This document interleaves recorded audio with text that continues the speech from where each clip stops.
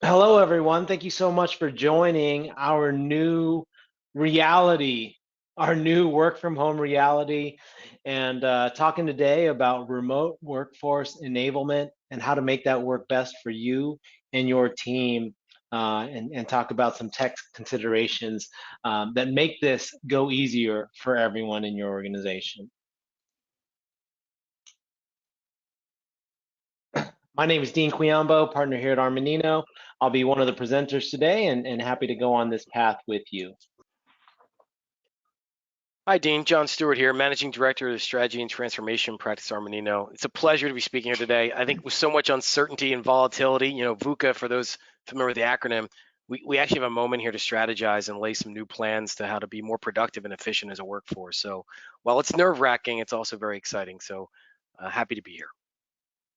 Hi, Dean. This is Talbot Hardy, CIO Advisory Leader in the Strategy and Transformation Group at Mannino, and also really happy to be here. This is a really important topic, I think, timely, but also I think it has a lot of value just beyond what we're experiencing with this pandemic.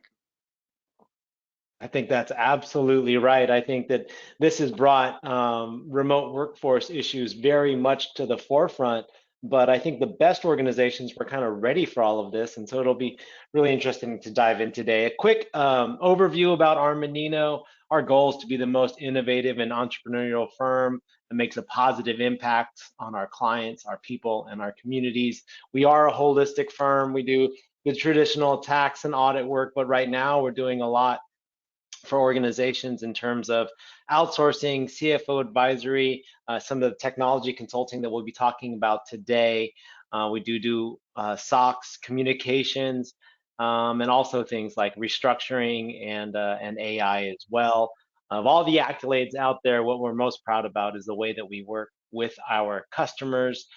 We've won the Best of Accounting Client Satisfaction Survey 5 years in a row, and we are one of the best firms for technology in the country, something we're very proud of. And when you talk about today, we are in a crisis. Let's face it. I mean, we're all at home doing this webinar, and we're at home listening to this webinar. But we're seeing organizations today kind of tackle. First, it was the first fires of the first 5 minutes, and now that we've kind of all been doing this for a while, I'm hearing more and more organizations saying, "Okay, great. How can we now focus again on our revised big picture, our hashtag, maybe our new normal?" So we're seeing organizations focus in on cash controls and management, government aid, and access through the PPP and the CARES Act, HR and the remote workforce, and lastly, on communication. And if you go to the next slide here, you can find all of our resources, our FAQs, and things that might be able to help your organization at our resource center. With that said, you can go to our next slide here, and it goes to what we're going to talk about today.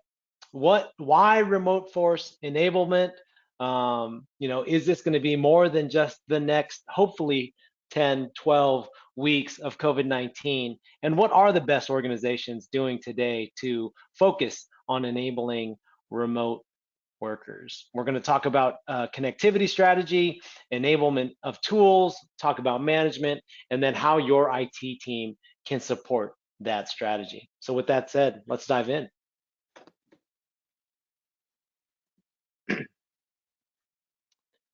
And John, so when you talk about the critical connectivity considerations, maybe you can kind of start walking us through.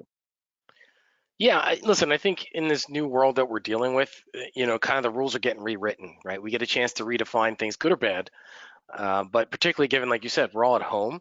I think we've all noticed that home internet is not the same as work internet, right? And so we've got to change our considerations around bandwidth, and that's going to vary on where you live, not so much where you're working or where you were working. Work hour rules, I think, is a strong consideration. I would argue rules have kind of gotten blurred. I think what did Tom Hanks say on Saturday Night Live this weekend, right? He said, "Today is not Saturday; it's just today." So, and that's kind of how we are right now. So yeah, we need to rethink a lot of these things. If we go into system access, and Talbot and I talk about this a lot, if you're on a cloud solution, that's a great start. right? I think SaaS-based cloud solutions are going to help enable remote working, but it's not the only answer, and it does take other considerations on how you set them up. So you have to be mindful of it, but it is, if you have anything that's on premises, you're certainly struggling at the moment, I would assume. Yeah. Talbot, if you want to add on there, go for it.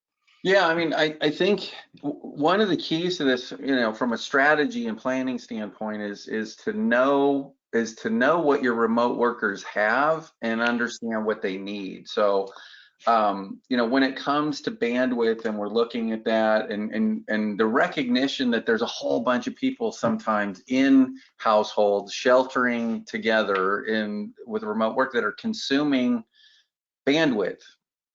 And if you look at just a Netflix streaming session, it's going to chew up about 25 megabits per second there. So one of the rules that we have at our house is no binge watching Ozark in the middle of Dad's workday. So we're It's generally kind a good rule, I think. Yeah. right, and Yeah. so we're kind of I want to make sure that as I'm doing remote work with my family, that I get the priority of the bandwidth during the workday. We do a lot of video conferencing and a lot of screen sharing, so I want to make sure that's a good experience for the people that I'm working with as well. And as you said, systems access, a couple of different things there. So for the clients that are fortunate enough to have already migrated to the cloud, obviously they've got that distributed workforce access is inherent in that. We do have clients that haven't completed that migration. They have some on-premise solutions. There's some challenges with that we've been helping them with around remote terminal services if they're trying to get into their own data centers, if they've got thick client applications that don't do well, accessing through a VPN connection, et cetera. We can do some things with remote terminal services to ease that pain and make that experience more effectively. And you're talking about VPN there, Talbot. I mean, it's rewritten the rules on security, how to make it secure when all your workers are at home, right? They're not on your controlled network now. So that's changed the game, right? We got to think about, okay, what tools do you need in place? Do you have SSO with two-factor authentication in place, and has everybody enabled it, right? Are they actually doing it? How do you maintain those rules? It's a tricky thing to do when we're all remote. That's absolutely true, and the security needs to be there, and it needs to be mindful of where people are coming from, right? And so SSO. I mean, SSO without two-factor authentication is more of a it's more of an efficiency thing than it is a security thing, right? It actually lowers the bar in security if you don't put in the two-factor. But there's other tools like MDM, to be able to deal with mobile devices and managing the data that's moving from your company. SIEM to be able to understand where your security incidents and event management are coming from, and then also the training and the malware tools to make sure that your remote workers aren't getting their systems infected as they're working from home. Right. So avoid as many Zoom bombs as you can, right? Exactly. And that's a training. That's probably one of the best defenses is having remote workers understanding, phishing, Zoom bombing, all the things that are going on that are trying to, affect them. Well, and then Talbot, Oh, go ahead. Sorry. I was just going to say that, I mean, the last one is just the gear. I think that there's so many people that are working from home right now on lots of different devices, whether it is tablets or laptops or, even a lot can be done from people's phones right now. Well, maybe you can give some insight into that. Yeah. Oh, so go ahead, John. Yeah, no, it's a wonderful time for technology, and it's a horrible time, right? So it's wonderful that we have all these options. It's horrible from this perspective of what's the right ones. I mean, if you go on Amazon, you can't find a webcam that isn't marked up like 10x, right? So people are clearly getting all these tools and they're trying to put them in place, but you got to think about some things like, is it a wired solution versus a Bluetooth wireless solution? And the fail, you don't want a single point of failure when we're trying to conduct workshops or meetings and you want to be productive. There's a lot to think through. And it's I think the basic setup is going to be, okay, you've got your laptop, your smartphone. Do you have your headset? Do you have your webcam? Do you have a backup in case the webcam fails or your Bluetooth headphone fails or whatever it is? But having the basics is going to make it obviously more productive. And I think without the gear, it's going to be really hard to be productive at home. So, but yeah, it's an interesting time because there's a lot of options out there too. Yeah, and that again comes back to, I mean, I really recommend an inventory. You know, by remote worker, you should understand where they're at with their connectivity, their router, their gear, and their, you know, their ability to navigate the situation that they're in and working remotely. You know, a lot of this, if you think about what we went through last summer with the PG&E outages, you know, the rolling power outages that were affecting things, a lot of the same issues occurred. You know, some of the sites were down, people were working remotely. If they were working remotely, you know, they had to have some survival skills in dealing with connectivity losses and power losses at their house, if their ISP went down, et cetera, as part of that. And so, you know, you kind of get good at doing things like understanding how to set up a mobile hotspot or setting up alternative power, running an inverter, you know, out of your car so that you can keep your laptop alive. And so those kind of survival skills and thinking through those, I think that kind of guidance coming from an IT organization can really help people be prepared and have the versatility that they need to navigate this Yeah, remotely. I think some of the questions we're getting, Dean, are, you know, our clients aren't sure who to ask. And in those cases, I think it's important to kind of segment between what the company can handle and control for its workforce and what it can recommend. Because some of the stuff, given that we're remote, the company's not going to be able to control all of it. And they're going to be able to give their best recommendations to their workforce on how to do their personal setup or how to set up their home Wi-Fi or hotspots, right? And those are recommendations. And I think that's probably the weakest piece we've seen so far. A lot of companies are getting their arms around what they can control, and that makes complete sense as a step one. I think step two is getting into the recommendations to the workforce to enable them to get more productive at a faster clip. And that's certainly where we're lending some advisory today. Yeah, that sounds really good, right? Because we are working as much as we want to stay focused and be highly productive as possible, we are working from home, right? And it is our home. So we're trying to balance that productivity as much as possible. I think once we get past connectivity, it seems like the next topic that we need to go about is just how do we enable all of these different tools to start working together. Yeah. Yeah, Um, yeah, go ahead, Talbot, you start. well, yeah, I mean, these are kind of the I think the key areas for tools, and you know, these are where we're seeing people focus on their starting points are really around unified communications, you know, getting that connectivity and communication and collaboration in place. But there's also some utility technologies that can be implemented that add a lot of value to remote work as well. John? Yeah, I think the first thing I'd say with unified communications is I think that one of the bigger things I've noticed happening, and I think it's a good thing for all of us, is empathy. This is a softer one, not a hard one, right? But I think the increased use of empathy as we're all trying to navigate through this is critical. And I think that speaks not just to us as individuals, but as corporations and people leading firms and groups and large teams to be empathetic with everybody's situation, that it's not all easy for any of us to do this. We're all going through our own individual situations at home, trying to still be productive and keep things moving. So I think that's the first thing in a communication I'd recommend is, are you deploying that empathy? Are you indicating that to your workforce, and do they feel it? That's going to make everybody kind of relax a little bit, bring that tension down, and allow you then to deploy new strategies and bring your workforce with you. That's where I would start from a Yeah. communications perspective. And from a unified communications perspective, we look at the components of it, right? The things that are really adding value when you're all distributed and away from one another, things like the presence visibility, so you can see, you know, whether someone's online and who's available to help you with questions, and kind of leverage the network of people that are out there to be responsive and kind of reduce the latency in getting you the information or answers that you need. So that presence visibility, IM is super helpful for time slicing. I know a lot of people like to call it multitasking, but I think we've all learned that that's a fallacy. It's more Right. about being able to time slice effectively and manage your context switching to a level that can keep you productive.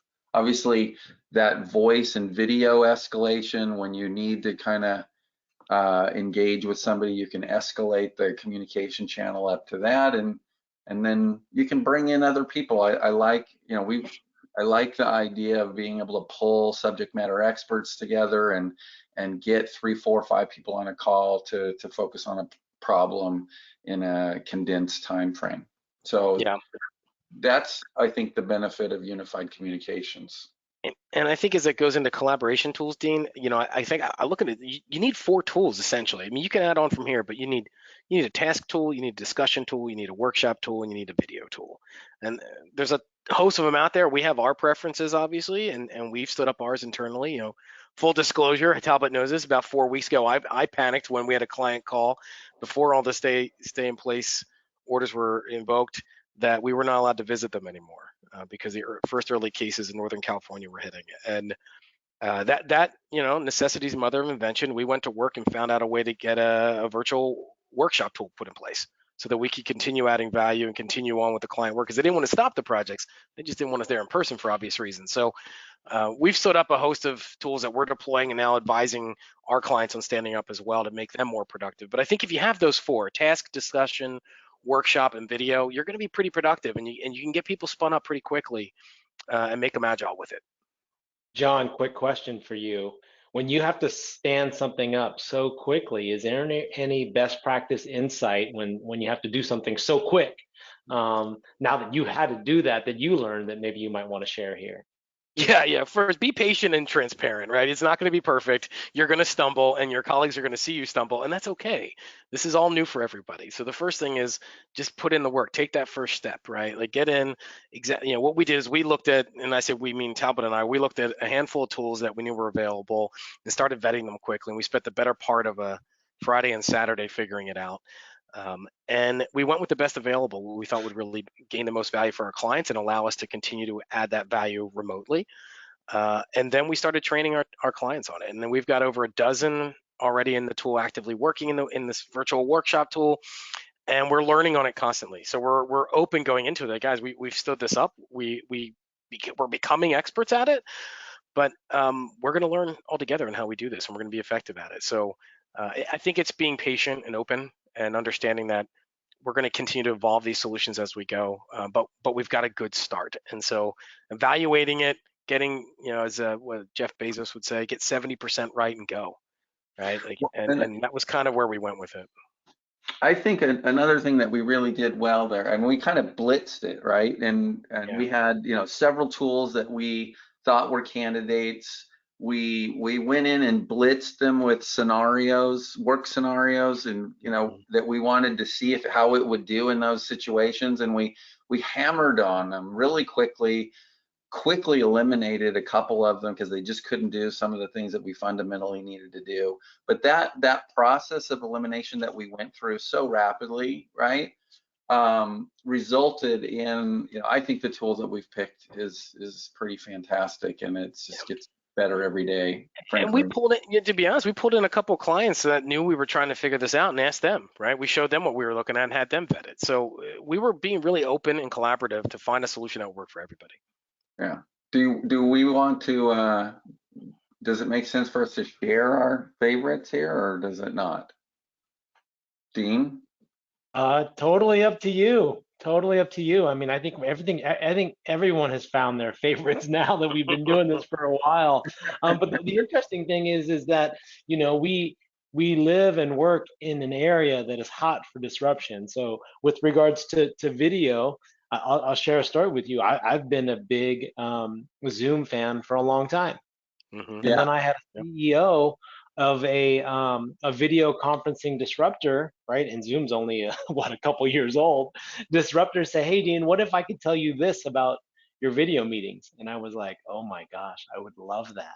right? Yeah. Because I want to gauge, as someone who's a relationship builder, I want to gauge intonation. I want to gauge body language, right? Those are how we build relationships. And so I would say that there's lots of people that are disrupting that space now. So yeah, you could definitely feel free, but there are a host of vendors out in that Yeah. space. Yeah, There's a there are. lot of them out Yeah. there. And we saw a lot of good ones. I think where we landed, John and I for the workshopping, we landed on Miro, which we just really like the way that we can engage with clients on that platform, and produce kind of digital products that are brainstorming and design thinking sessions, and it's really fantastic to work with. Yeah, we can even go as far as building out requirements for new systems and other products that need to be built. It's a pretty flexible tool that allows all clients and on our side as well, all to be in the full project team to be in the tool together, collaborating at the same time. Yeah, that's a really fantastic one. And we've got a variety of planning tools and so forth. I got, a couple of my favorites that we use internally. Microsoft DevOps, really for big projects. It does a fantastic job of being able to lay those down and do agile project planning and the whole 9 yards. And then something lighter weight that we're using is Trello, which I'm also really enjoying that product. That sounds Yeah. that sounds really good. What about on the utility or the workforce side with regards to, time tracking, expense reporting, maybe approvals or anything Yeah. like that? What kind of insight can we provide there? Well, it's interesting because being a professional services company, these are items that we do normally, right? So going into a remote setting, I think we've been, professional services companies are where you would probably go to search for that best practice because we've been doing it for a long time. So I think our insight there is that, hey, there's some flexible options that we can cater to the type of client and type of industry they're in, right? Your needs may differ if you're in manufacturing and distribution versus high tech versus nonprofit, right? And so there's a selection of tools in that space of expense and time to consider. Great, great. Yeah, and Okay.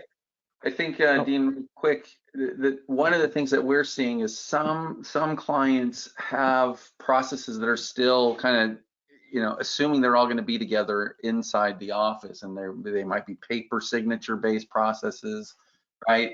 Or Excel based, print out your expense report and sign it. Anything that's converting digital to paper or dealing with paper forms. Obviously, that just breaks down fundamentally with remote workers. So, moving that stuff to cloud solutions that can support that remotely, obviously, it can add a lot of advantages there.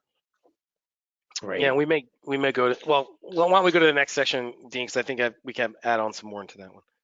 Okay, great. Well, I mean, after, you talk about connectivity, and then after you go into enablement, and the next thing is how are you going to manage all of this, right? Yeah, yeah. Especially maybe if you've had to prop it up quickly. Why don't you guys share some insight here? Well, I think it's an interesting moment for us to consider agile business design. It's something that people know if you're in IT or in a product development team, but really the theory can go much broader than that, and can absolutely be put into place um, with business operations such as be HR, finance, HR, finance, accounting, whatever it is. But agile business design, I think, is one way we're looking at how do we adapt our working habits to still be highly communicative, highly productive, and have goal setting and be able to deliver for the firm. So it's thinking about it differently. And I'll give examples, right? Looking at the daily stand-up. That's how, is there a way to communicate with your team 15 minutes every morning to set the agenda, check for blockers and move? Weekly and bi-weekly grooming sessions on what the priorities are. Given that we're all remote, it's going to be easy to lose track of what we're trying to get done potentially. So I think looking into how you can deploy agile methodologies has been one aha we've seen, and where we're being sought for advice right now. And how do we adapt to this environment? We need to be more agile. How do we deploy that? And so we're working with clients on how we can do that. Yeah, and I think the other thing I think is important here is recognizing when you're working remotely with staff members or team members. I like to teach something called conversations for action, where you teach people, kind of how to design and declare commitments around conditions of satisfaction, and it really helps people understand what's being asked of them. It helps them understand what success looks like for the requesters, and kind of teaching them that fundamental about how to manage their commitments really can go a long way in closing the distance of remote workers. I also like the idea of gamification. So thinking about how we set goals for teams, and kind of getting away from worrying about, you know, where they're spending their time and what they're doing when they're during their workday, and shifting that towards, you know, aiming them at specific goals and accomplishments, and potentially rewards that can be, you know, where you take a project and you kind of lay it out as a game. I think that can be a fantastic way to really drive the ambition around projects. And I'd add on, if we're going beyond just goal setting into the operations, I think one area we are seeing an uptick in dramatically is the deployment of RPA, robotic process automation, because what it does is it takes so much of the manual and paper-based processing off the table. And I'm speaking more specifically to like AP, AR, and payroll processes. And we're seeing a lot of clients reach out saying, you know, now we're remote. We have to handle check cutting. We have to figure out how we're going to process this, and we're not all in the same office. And how do I get these files? So standing up technologies that make you much more efficient and reduce a lot of that non-value add paper-based movement, such as an RPA tool, is going to allow you, right? We're seeing instances where we're removing 50% of the work involved in the process team, and it's fantastic, and it's a great tool to be able to deploy for small, nimble organizations that need it, right? It's not one of those tools that has to be onerous to deploy. Not at all. We're doing readiness assessments and POCs to get this in place to help enable finance and HR teams to perform a little better remotely. Yeah. Yeah, that sounds fantastic. You I know, mean, if we John, can make RPAs easier to adapt or easier to implement into our world, that, you know, I think the big thing about RPAs and things of that nature is people just have fear. Yep. But really, I think it's about understanding where it really betters their day, and allows people now, when, you know, let's face it, time is of the essence. It allows people to really focus on our more mission critical items, is what it sounds like. Absolutely. Yeah, it's a very useful tool, and it's not as difficult to stand up as people think it is. So, yeah. You know, John, you touched on the empathy part of it, and I do think, you know, for managers, you know, just kind of dealing with the realities of the impact on people as they're sheltering in place, and you know, making the check-ins, you know, obviously having frequent check-ins with people is a really good thing, but making sure that those aren't just about the work, and they're also kind of taking the pulse of the person, and kind of hitting that balance between, you know, inquiring about where things are from a work standpoint with information sharing. Because, you know, one of the things that I really appreciate in what we're doing with Mannino is the communication about what else is going on in the company as I'm sitting out remotely, you know, kind of on my own island here. And that can be really valuable, is just the whole approach that managers take as they're communicating with people now that they're, you know, kind of remotely distributed. yeah, and Dean, I mean, I'm an optimist in nature. I think you are as well, right? We've talked about this, and my view on this is this is a moment to kind of reset the slate or the platform for how you operate as a firm. We've got a really interesting time period where it is a little weird and it's crazy, but you can kind of reset the slate a little bit and look and say, hey, maybe there are a bunch of embedded non-value added areas that we've just maybe had, honestly, as a workforce, probably for decades, that maybe it's time to reconsider those and get them out of the way, because we're now remote and it could be this way for a little bit going forward. And quite frankly, probably part of this is going to embed itself in how we work going forward permanently. So maybe we take That's a right. moment now and investigate that, right? And rip out some of those That's heavy right. burdened manual areas that we just don't need anymore. It's a good moment to refresh, I think. Yeah, this is going to be, I think, for a lot of organizations, this is the great petri dish, right? Yes. This is gets Yeah. to be the great experiment. right? Where we get to say, how did that work? Because I think you're absolutely right. It takes 30 to 40 days to build new habits, and there's going to be some things that emerge, and we're not going to go back to the way that we used to do things.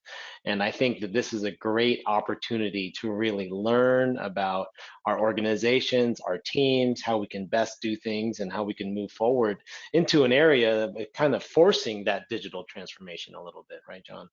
Absolutely. Yeah. I mean, I like to look at it on the positive side. Yes, we're all dealing with a lot of craziness, but there's a big positive to be had here if you want to be advantageous and take advantage of the moment. I think Yeah. there's something you can do now that when we come out of this, you're going to be stronger personally and stronger from a firm perspective if you take the time now to look at it. Great, great. Well, I think then that brings up one of our last area, and that is, what does it take to kind of make all of this happen with regard to the IT, and what does our IT teams need to do to support all of this? And obviously, there's going to be a lot here on this slide, so let's dive in on how organizations are making this happen now. Absolutely. I'll kick off with training videos and I'll quickly hand this off to you, Talbot, because some of these I think are areas that you're going to be able to crush us on. But I think training videos, my approach to training and education is always kind of like, can a toddler handle it? and if not, you need to relook at your strategy. Like, so think normal right now. Think the normal is social media. Are these bite-sized training videos? Are they 30-second segments? Can they be self-service? Can you enable your workforce to learn on their own in a faster, more effective method? I think if you're looking to train, I think that's going to be the way to do it, to drive higher adoption of these new tools, as opposed to, hey, let's sit on something for 2 or 3 hours and train you on the whole tool. I don't know that that's the most effective way given current times anymore. So I would definitely recommend more bite-sized. Think more like social media as you deploy something. I think that's exactly right. And Zoom recordings are a great example of that. Like you can take that little bite-sized chunk and make it a really valuable lesson where people can experience both what you're saying and what you're showing at the same time and absorb that quickly, and for the purpose of getting over whatever impediment is in their way, for the purpose of getting some quick understanding about how to do something. I think the Zoom recordings are the best way if you've already got Zoom or you've got some other web conferencing solution. That's a super quick way to add a lot of value where you're not having to repeat yourself and you're not having to document things like we used to do with screenshots and all that other stuff. So I think that's a much better way to deliver that kind of training. Beyond that, I mean, there's some great tools out there like Camtasia and so forth where you can really put it all together in a almost like a product. So I do think training videos, and I think it's the greatest way to get subject matter expertise captured and distributed across the organization. So Absolutely. fantastic. Yeah, for sure. Remote access web conferencing. What's your thoughts on that, Talbot? I've got my druthers with this one, but I think you have a good way of looking at it. So for IT organizations, right, you've got to be able to reach out and help people remotely, and that a lot of times the quickest way to do that is to be able to take control of their situation on their system. And so there's a variety of tools that allow that kind of remote desktop connectivity that will allow an IT support person to reach out, like do a quick install of something or fix a configuration setting or take care of something and clean something up for you and save a huge amount of time and pain for that the remote worker would have to otherwise resolve that technical problem. And so I think those are powerful tools. There's some good ones out there. Our SEs, we have a few of them that really love Splashtop. Obviously, that's a more secure version than a team viewer thing. And but there's a variety of great tools out there for remote desktop.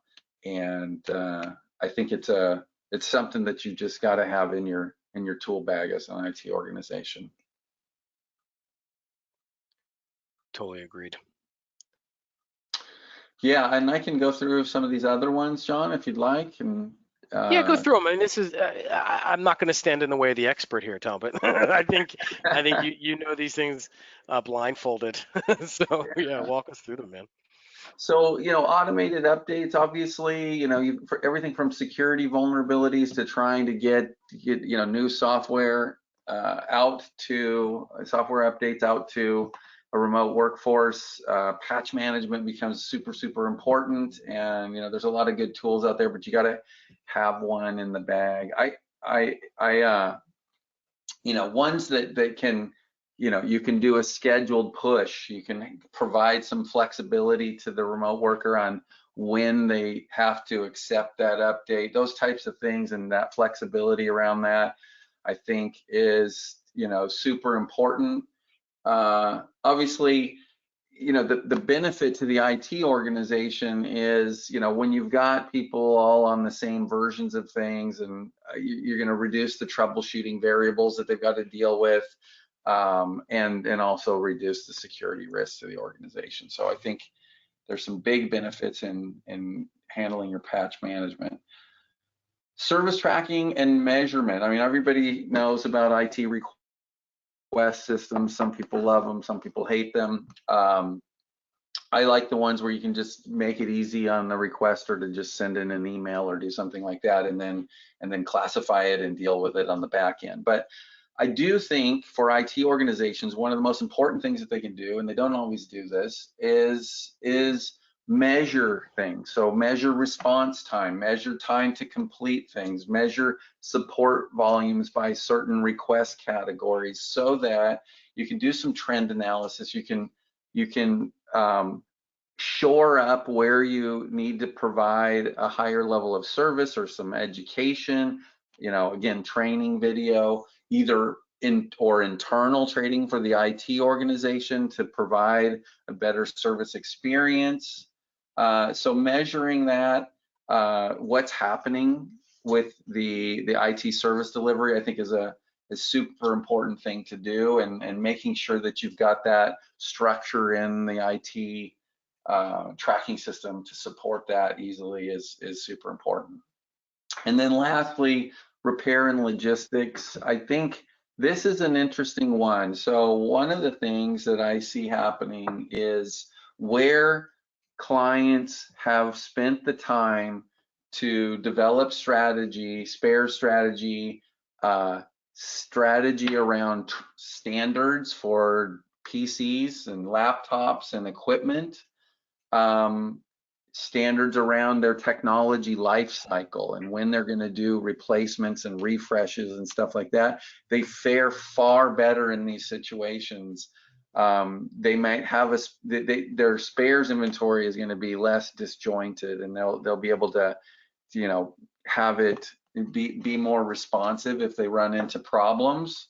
And they will also be able to prioritize effectively, the response that they need to give to various resources in their organization. So having a repair and logistics strategy in place, a technology life cycle and refresh plan in place, having standards in place, I think are all things that feed into an ability to respond when you run into equipment problems in the field. The only thing I'd add on to Talbot, if all these topics we just went through, right, if it's still a little murky and gray to you, like that's what we're here for, right? We're all in the same boat together. We have the experience. Reach out, talk to us. We are happy. We are advising clients constantly every day on these topics and more. And if we can help you guys not just get through this moment in time, but prepare to be better coming out of it, then let's have that discussion. Let's find a way to help you guys become more productive, be more efficient, to continue on your journey as a firm and not just be subject to the moment we're in. Well, John, that actually raises a thought for me, is that I wonder how many, IT leaders or organizational leaders are out there, and they kind of had this ideas of change that they were sitting on their hands for a while. It seems like now's a really good time to kind of push that envelope forward a little bit. What are your thoughts on that? I completely agree with you. I've had at least half a dozen CIOs say exactly that to me. That talking about we were already having conversations about projects coming up, and I'm checking in to say, hey, some companies are putting some things on hold for normal reasons. We understand that, but the response from them has been, no, this is the perfect time for us to dive in and fix what we've always wanted to fix. This is the perfect time for us to take those risks now because we have a moment in time to go after them and be better coming out of it. So I think you're absolutely right, Dean. This is that moment for a lot of these organizations, particularly medium-sized enterprises, where you're trying to grow, you're trying to get to that next point in your curve, and there are some improvements you need to make that make you more efficient to get there.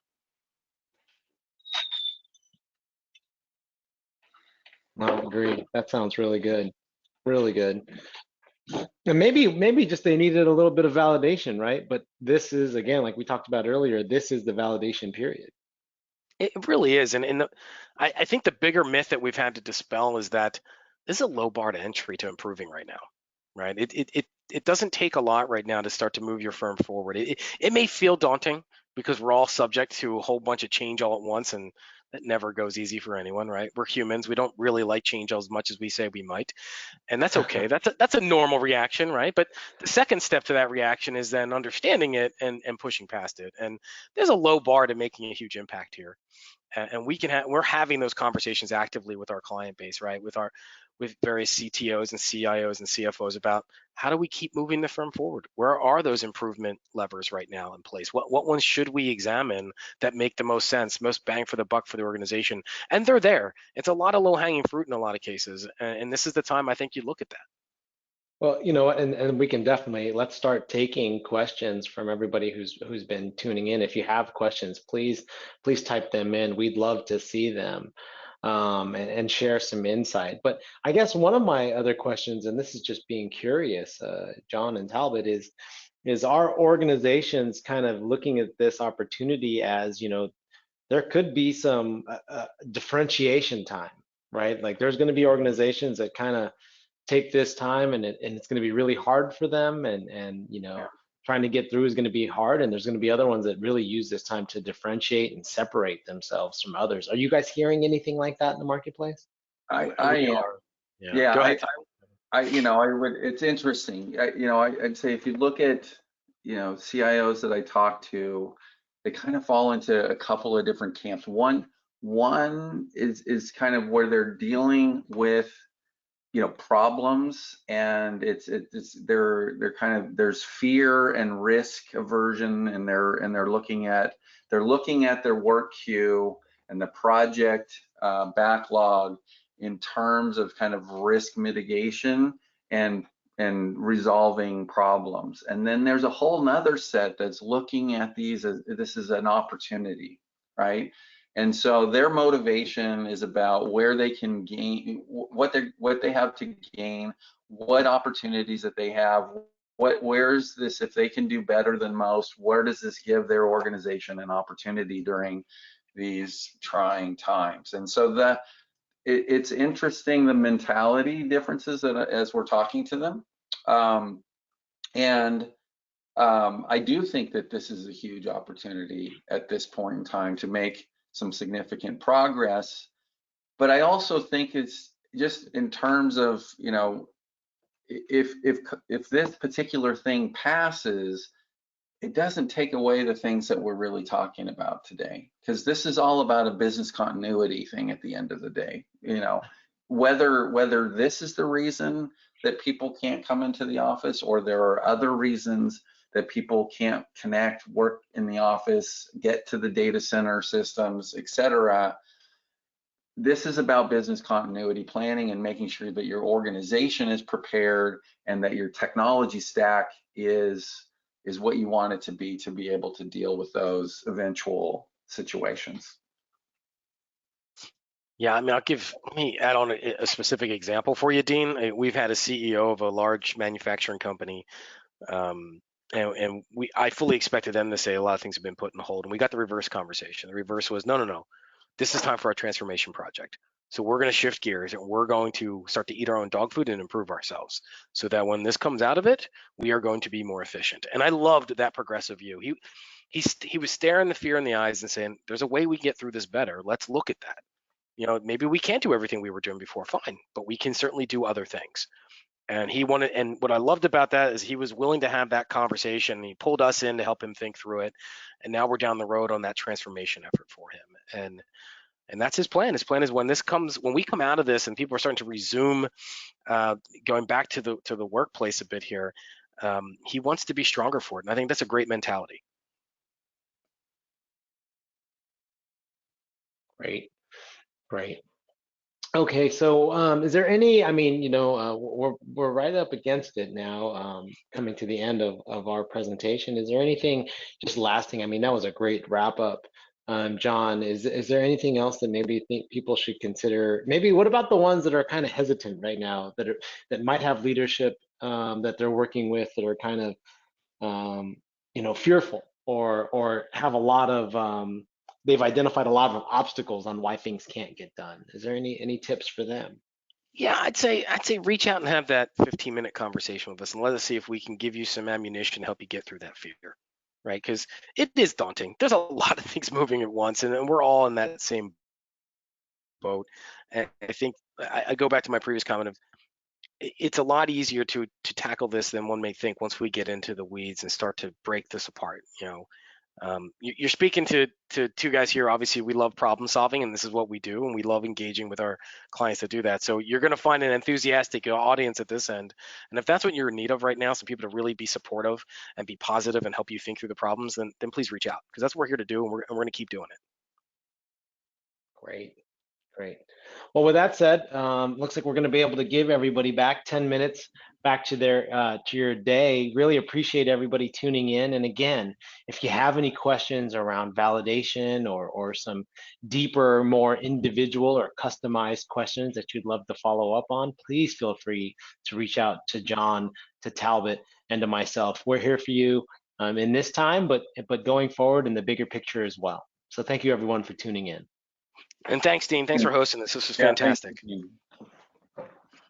Absolutely. Thank you, everyone.